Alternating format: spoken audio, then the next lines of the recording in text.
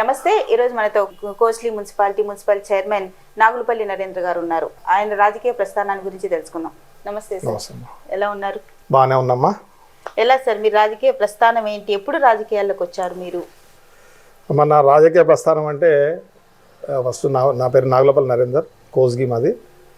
మా నాన్నగారు గతంలో దాదాపుగా 3 టైమ్స్ సర్పంచ్గా ఉన్నారు. నాకు రాజకీయం తెలిసిందంటే నేను 10th క్లాస్లో ఉన్నప్పుడు అప్పటికే ఆయన సర్పంచ్. సో అప్పట్లో కొద్దిగా అవగాహన ఉండింది. సో మా నాన్నగారు చాలా స్ట్రిక్ట్గా, అంటే పిల్లలు ఎవరైతే యూత్ ఉన్నారో సో మీరు మంచిగా చదువుకోవాలి, మంచిగా ఉండాలి, సో ఫ్యూచర్ డెవలప్ కావాలి. సో ఈ ఒక మంచితనంతో ఆయన మమ్మల్ని పెంచారు. సో అదే విధంగా నేను పెరిగాను. తర్వాత ఇంటర్ వరకు ఇక్కడే చేశాను.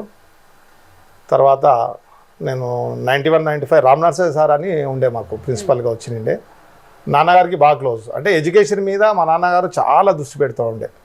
ఈవెన్ సొంత కొడుకైనా కూడా ఏమి ఇంత తప్పు జరగకుండా పిల్లల్ని ఎడ్యుకేషన్ పరంగా ముందరికి వెళ్ళాలి. వాళ్ళు తల్లిదండ్రులకు మేము ఇద్దరమమ్మా అన్నదమ్ములము, నేను మా అన్నగారు ఇద్దరమే మా నాన్నగారికి. సో ఆ విధంగా మమ్మల్ని ఎడ్యుకేషన్ వైపే ఎక్కువ మొగ్గు చూపుతూ ఉండే. అంటే రాజకీయం వైపు ఎప్పుడు కూడా తీసుకొని రాలే మమ్మల్ని. సో ఆ విధంగా నాన్నగారి ప్రోత్సాహంతో రామ్నర్సయ్య గారు ఉండే మాకు అప్పుడు ప్రిన్సిపల్గా. ఆయన అప్పట్లో ఈ మన కోస్గిది ఏంటంటే ఒక ఫేమస్ జూనియర్ కాలేజ్ అంటేనే ఫేమస్. ఈ చుట్టుపక్కల అన్న కాన్స్టిట్యుయెన్సీలనే పెద్దగా ఫేమస్ కాలేజ్ అది. కాకపోతే పట్టించుకునే వాళ్ళు లేక, ప్రిన్సిపల్ వాళ్ళు పట్టించుకుని లేక కొద్దిగా ఇబ్బందిగా ఉండే అనమాట. సో ఈ ప్రిన్సిపల్ సార్ వచ్చిన తర్వాత చాలా స్ట్రిక్ట్గా మెయింటైన్ చేసి ఎడ్యుకేషన్ అంటే ఏందో అనేది అప్పుడు రామ్నర్సయ్య సార్ గారే మాకు ఫస్ట్ గైడెన్స్ ఇచ్చారు. దాంట్లో నాన్నగారు సర్పంచ్ ఉండే.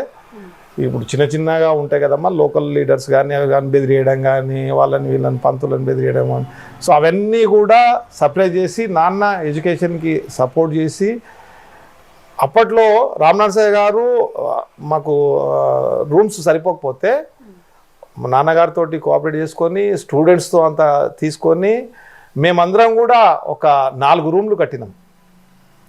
అంటే స్టూడెంట్స్ అందరము, రాజకీయ నాయకులు ఎవరైతే ఉన్నారో వాళ్ళంతా కోఆపరేషన్ తోటి మేము పనిచేసినాం, ఇటుకలు మోసినాం మేము మా కాలేజ్కి. సో ఆ విధంగా మాకు ఎడ్యుకేషన్ అంటేనే బాగా ఇంట్రెస్ట్. మా నాన్నగారు అది అప్పట్లో చేసి నాగులపల్లి వెంకటయ్య అని. తర్వాత నేను సరే అప్పట్లో 10th ఫస్ట్ వచ్చాను. తర్వాత ఇంటర్మీడియట్ కూడా ఇక్కడనే చేశాను. రామ్నర్సయ్య గారి ప్రోద్బలంతో నేను ఇంజనీరింగ్ ఎంసెట్ రాయడం జరిగింది. ఎంసెట్ 1 year కోచింగ్ తీసుకున్న తర్వాత అప్పట్లో నాకు 1082 ర్యాంకు మెకానికల్ ఉస్మానియాలో. సో ఆ విధంగా నేను హైదరాబాద్ వెళ్ళిపోయాను, ఉస్మానియాకి వెళ్ళిపోయాను. సో 91-95. సో నా యొక్క రాజకీయంతో ఏం సంబంధం లేదు. యాక్చువల్గా నాన్నగారే చూస్తుండ్రి, నాన్నగారే ఉంటుండ్రి, అన్న బిజినెస్ చేస్తూ ఉండే. సో ఆ విధంగా జరిగిన తర్వాత నా ఇంజనీరింగ్ అయిపోయిన తర్వాత సరే కొన్ని పరిమాణాలు దృష్టి ఇమీడియట్గా నాకు వాళ్ళు సంబంధం చూడడం జరిగింది. బాలయ్య గారు అని చాలా ఫేమస్ అప్పుడు మా ఏరియాకి. తను మన ఏపీఎస్సీబీలో ఎలక్ట్రికల్ డిపార్ట్మెంట్లో. సో ఆయన అంటే స్వతహాగా మాకు సంబంధం కలగకముందే చాలా ఫేమస్. ఆయన కూడా చంద్రబాబు తోటి బాగా క్లోజ్గా ఉంటుండే ఆయన. సో ఒక పేదల పెన్నిది అనే పేరుండే ఆయనకు, బాలయ్య గారికి. సో ఎక్కడ పోయినా అప్పట్లో కరెంట్ లేదు, ఏం లేదు, ఇంత డెవలప్మెంట్ లేదు. సో బస్ స్టాండ్లో కూడా మనకు కరెంట్ లేదు. సో స్పెషల్ చొరవ తీసుకొని కోస్గి మీద అభిమానంతో ఆయన లైన్లు వేపియడము, స్తంభాలు వాతియడము, సో ఎవరైనా పేదోళ్ళు ఇంట్లో కట్టకపోతే తనే బిల్లు కట్టడము, సో ఇటువంటివి చేస్తూ ఉండే బాలయ్య గారని.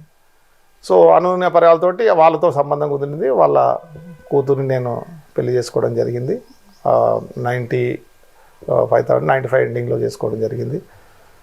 సో అట్లా నేను మళ్ళీ ఇంజనీరింగ్ తర్వాత కొన్ని రోజులు జాబ్ చేసిన ప్రైవేట్ జాబ్లో, పటాన్చర్లో మ్యాగ్నా స్టీల్స్ అని, దాంట్లో పెన్నార్ స్టీల్స్లో కొద్దిగా జాబ్ చేసిన. మ్యారేజ్ అప్పట్లో ఫిక్స్ అయింది, వచ్చిన.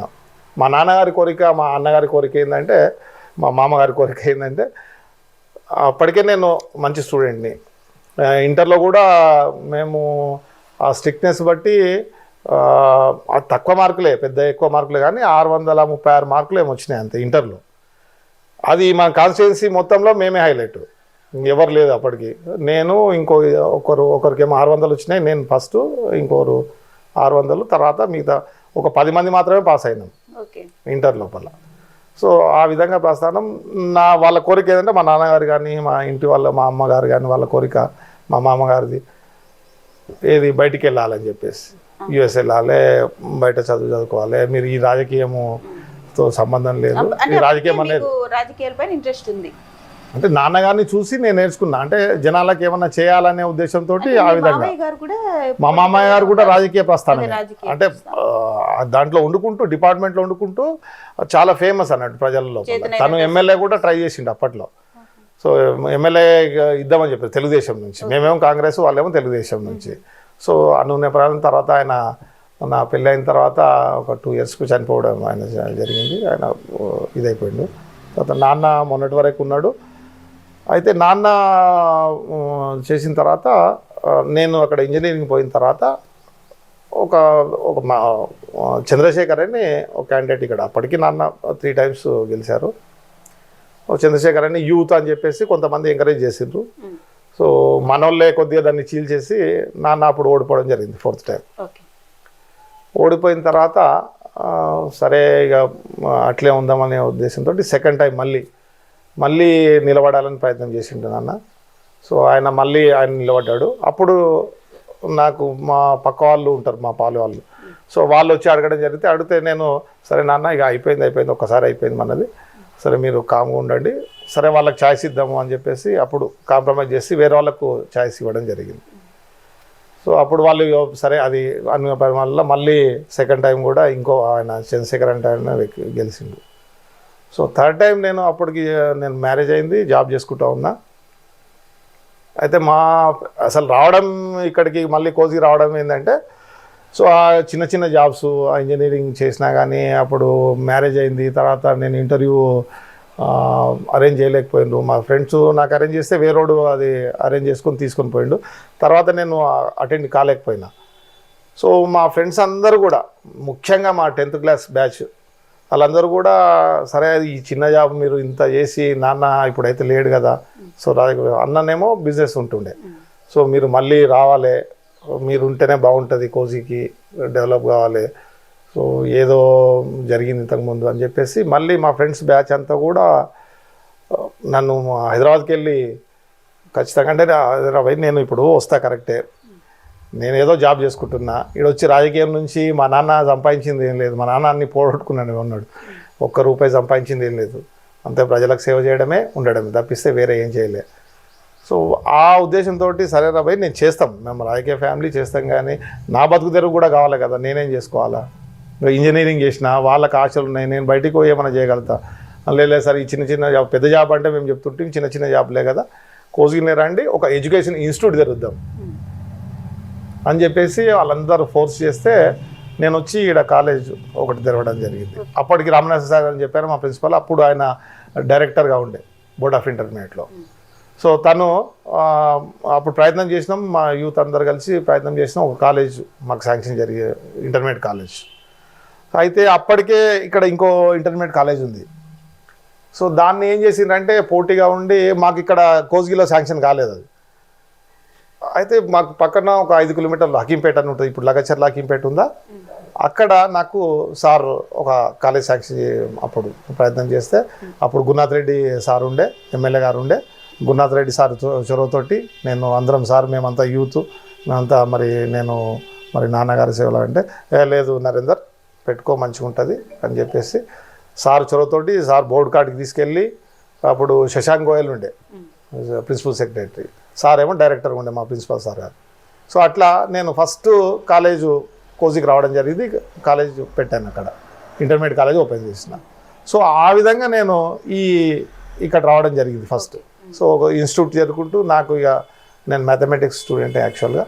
మా ఫ్రెండ్స్ అందరూ మల్లికార్జున్ కానీ, అయ్యూబ్ ఖాన్ కానీ, తర్వాత మధుసూదన్ రెడ్డి కానీ, మన వెంకటరామ సార్ కానీ, వీళ్ళంతా మా ఫ్రెండ్స్ అందరూ కూడా నాకు బాగా కోఆపరేట్ చేసిండ్రు అప్పుడు. నాతో అప్పుడు డబ్బులు లేవు, ఏం లేవు. సరే తలా ఇంత చేసి మా అన్నగారు ఇంత సాయం చేసారు. నాన్న ఉండే కానీ నాన్నతో ఏం లేవు. సో ఇట్లా సాయం చేసిన తర్వాత మేము ఆ కాలేజ్ ఓపెన్ చేసినాం. సరే సాధక భాగాలతోటి ఇక్కడ నుంచి అంత దూరము, సో నా మీద ప్రేమతోటి వచ్చి జాయిన్ అవుతున్నారు పిల్లలు, జాయిన్ అవుతున్నారు కానీ చాలా లాంగ్ అది. సో దానికి ఒక బస్సు పెట్టినాము, నానా కష్టాలు పడ్డాం. సో కాకపోతే పేరు మాత్రం తెచ్చుకున్నాం, మంచి పేరు. రాష్ట్రంలోనే మంచిగా మార్కులు తీసుకురావడం, మంచి స్టూడెంట్స్ని నేను తీసుకురావడం జరిగింది. అట్లా ఒక 2-3 ఇయర్స్ చేసిన తర్వాత మళ్ళీ ఇక్కడ junior college, scholar junior college అని మళ్ళీ కొత్తగా ఇంకోటి అదే సార్ తోటి తీసుకొని ఇక్కడ ఓపెన్ చేయడం జరిగింది. సో అట్లా ఆ విధంగా నేను రావడం జరిగింది. ఆ మూమెంట్లోనే నేను సర్పంచ్గా నిలబడ్డా. అప్పుడు మా అందరు ఫ్రెండ్స్ 10th బ్యాచ్ ఫ్రెండ్స్ అందరు కూడా కోఆపరేట్ చేసి, సో భీమిరెడ్డి కానీ ఎల్లప్ప కానీ సరే మా సర్కిల్ అందరూ చాలామంది ఉన్నారు. వాళ్ళందరూ కూడా మీటింగ్ పెట్టి, లేదు సార్ ఈసారి నువ్వు ఖచ్చితంగా నిలబడాలి, మేమందరం ఉంటాము అని చెప్పేసి వాళ్ళంతా చేసి, తర్వాత మా ఎమ్మెల్యే గారు ఉండే అప్పుడు గురునాథ్ రెడ్డి సార్ తక్కువ పోయి, మా రాజకీయ నాయకులు విజయ్ కుమార్ అన్న కానీ మేము కానీ, సో పెద్ద మనుషులు అంతా ఉంటారు, వాళ్ళందరితో ఒపీనియన్ తీసుకొని అప్పటి నాన్న ఉన్నారు. సో ఆ విధంగా నేను ఫస్ట్ టైము రాజకీయంలో ఎంటర్ అయ్యాను. సర్పంచ్గా ఫస్ట్ టైం నిలబడ్డా. ఏది అప్పుడు 2013 కన్నా ముందు 5 ఇయర్స్ అంటే 2008లో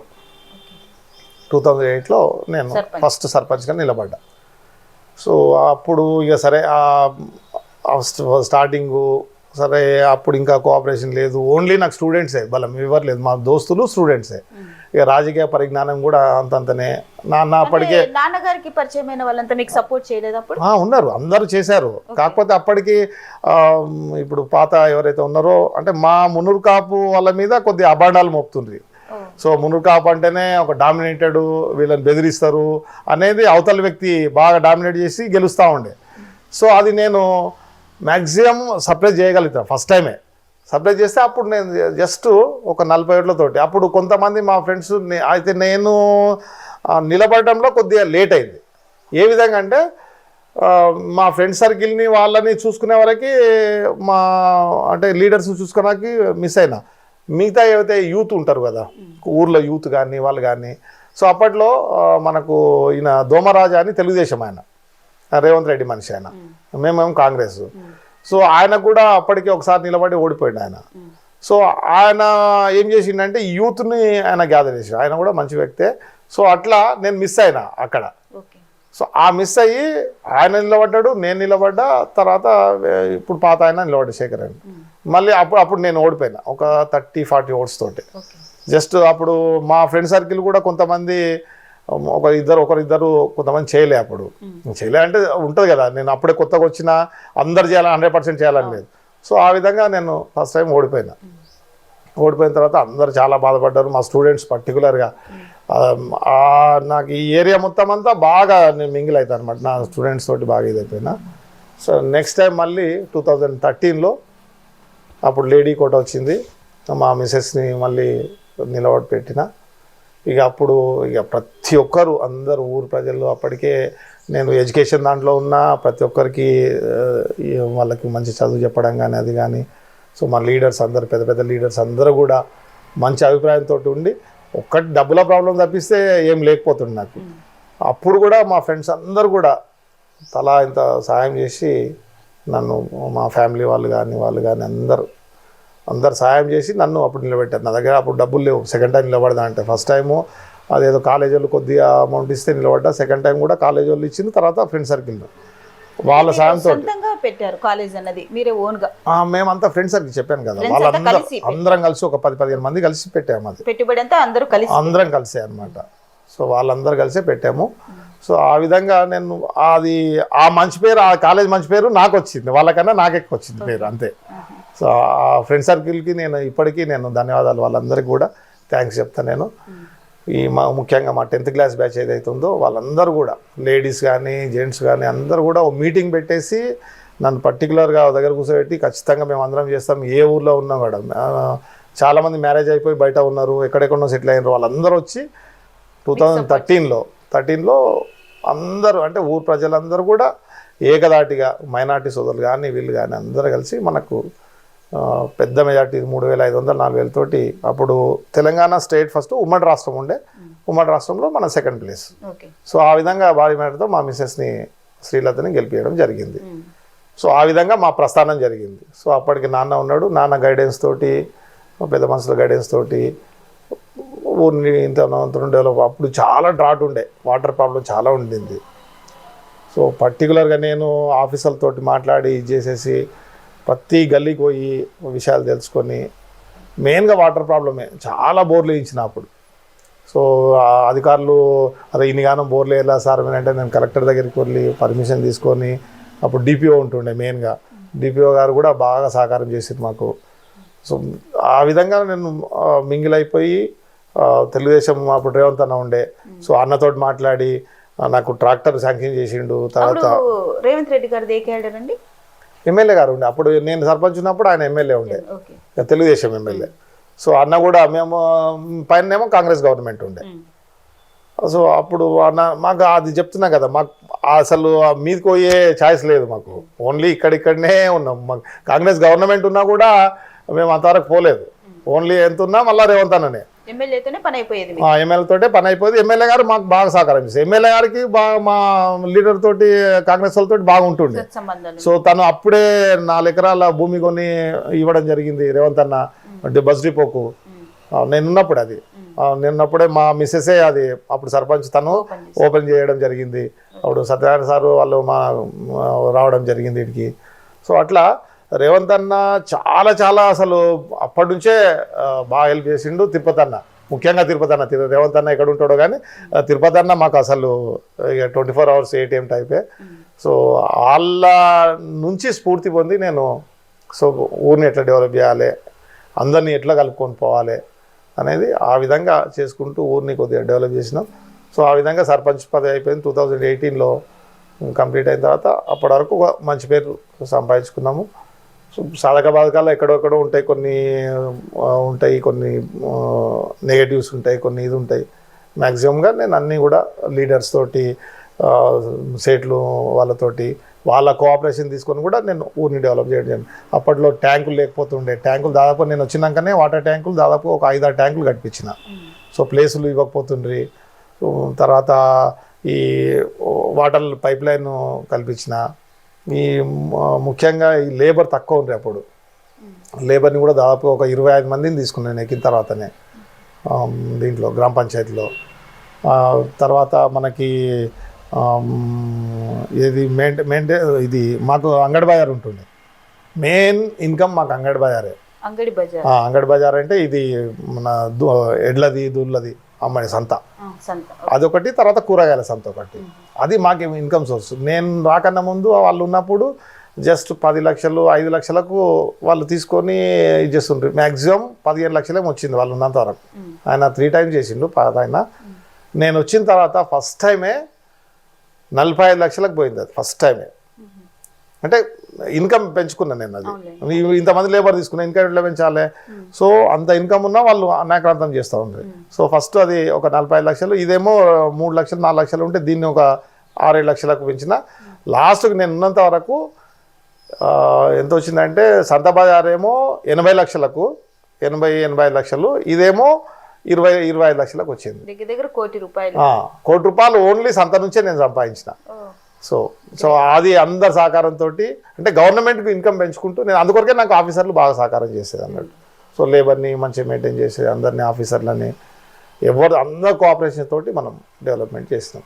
తర్వాత అనుపర్యాలతోటి ఇక నేను నెక్స్ట్ టైం నేను నిలబడలేదు. అప్పుడు మున్సిపల్ అయిపోయింది. అన్న రేవంత్ అనే చెప్పింది, తిరుపతి అని చెప్పింది. కానీ నాకు అప్పట్లో సరే ఎప్పుడున్నా సొసైటీ సేవనే కానీ మనం ఏం సంపాదించుకోలే. సో కొద్ది ఆర్థిక పరిస్థితి ఇబ్బంది ఉంటే నేను లాస్ట్ టైం అన్న నిలబడమన్నా కానీ నిలబడలేదు. అప్పుడు మా అన్న వాళ్ళు నిలబడ్డారు కౌన్సిలర్గా. సో వాళ్ళకు కూడా ఛాయిస్ ఇచ్చిండ్రు. వాళ్ళనే నా తరఫు నుంచి సరే అప్పుడు చైర్మన్ అనుకున్నాం, కానీ గవర్నమెంట్ TRS ఉండింది. సో అప్పుడు తను కౌన్సిలర్గా మా అన్న వాళ్ళు ఉన్నారు, మా వదిన వాళ్ళు. తర్వాత ఇప్పుడు మళ్ళీ అవకాశం వచ్చింది. ఈసారి ఖచ్చితంగా మరి తిరుపతి అన్న పట్టుబట్టి రేవంత్ అన్న ఈసారి నీవు అవన్నీ నాకు చెప్పకు, ఖచ్చితంగా ఉండాల్సిందే అని చెప్తే నేను వారి అండతోటే తిరుపతి అన్న, ముఖ్యంగా తిరుపతి అన్న రేవంత్ అన్న అండతోటి, మా లీడర్స్ సహకారంతో, నాకున్న ప్రజల సహకారంతో ఈసారి నిలవడం జరిగింది. ఫస్ట్ టైమే అన్న డైరెక్ట్గా అనౌన్స్ చేసిండు. ఫస్ట్ చైర్మన్గా నన్ను ఫస్ట్ అనౌన్స్ చేసినాక నేను ఫీల్డ్లోకి వచ్చిన. సో అందరి సహకారంతో ఈరోజు మరి ఈ విధంగా 16 సీట్లు తీసుకోవడం జరిగింది. సో దాన్ని దృష్టిలో పెట్టుకొని ఇప్పుడు అన్ని కూడా డైలీ మీకు చూస్తే ఇప్పుడు వచ్చేవరకు కూడా లేను, నేను 6 o'clock వెళ్ళిపోతా. ఫీల్డ్లో ఉండి కొద్ది ఇబ్బందులు ఉన్నాయి, అవన్నీ కూడా చేసుకుంటూ మరి అన్న చెప్పిన కార్యక్రమాలే. ఇప్పుడు తను రేషన్ కార్డులు ఇవ్వడం అనేది రాగానే పెన్షన్లు ఒక్కటి బాకీ ఉన్నది, మిగతా అన్ని కరెంటు కానీ అవి కానీ ఏదైతే అభివృద్ధి కార్యక్రమాలు ఉన్నాయో అవన్నీ చెప్పి మేము గెలవడం జరిగింది. సో ఇప్పుడు ఆల్రెడీ 350 కోట్లు మాకు మున్సిపల్కి ఇవ్వడం జరిగింది. సో దాంతో చాలా డెవలప్మెంట్ అవుతా ఉంది. పక్కనే లగచర్ల మీరు గెలిచాక వచ్చాయండి నిధులు, ఇవన్నీ కూడా రేవంత్ అన్న మొదలే ఇచ్చాడు. సో ఇవన్నీ రేవంత్ అన్న ముఖ్యమంత్రి కాగానే మన కాన్స్టిట్యున్సీ కాబట్టి ఇవన్నీ నిధులు మొదలే వచ్చినాయి, ఇప్పుడే మీ కొత్తగా వచ్చినాయి కావు. సో అవన్నీ చెప్పుకొని మేము గెలిచినాం అంటూ చెప్తున్నాం. సో ఆ అభివృద్ధి నిదానంతో మేము ముందరికి వెళ్ళినాము. అదే మమ్మల్ని ఈ విధంగా 16 సీట్లు రావడానికి కారణమైంది. అంటే రేవంత్ రెడ్డి గారు పుట్టిన ఊరు ఇది, పుట్టిన ఊరు. ఆయన ముఖ్యమంత్రి ప్రస్థానం ఇక్కడ నుంచినే స్టార్ట్ అయింది కాబట్టి ఆయనతో ర్యాపో ఎలా ఉంది మీకు? రేవంత్ రెడ్డి గారితో ర్యాపో అంటే సరే, అది చెప్పాను కదా ఇంతకుముందే, తను తెలుగుదేశం ఎమ్మెల్యే ఉన్నప్పుడు కూడా వాళ్ళతో మింగిల్ కాకుండా నాతో ఎక్కువ మింగిల్ అయ్యేది. ఒక మంచితనానికి తను గుర్తింపు, తిరుపతి అన్న కానీ రేవంత్ అన్న కానీ. సో ఆ గుర్తింపే ఇప్పటికీ ఉంది మాకు. ఇప్పుడు ఏ టైం అయినా కూడా అంటే అభివృద్ధి విషయంలో ఎనీ టైం ఎప్పుడైనా కూడా టైం ఇస్తారు.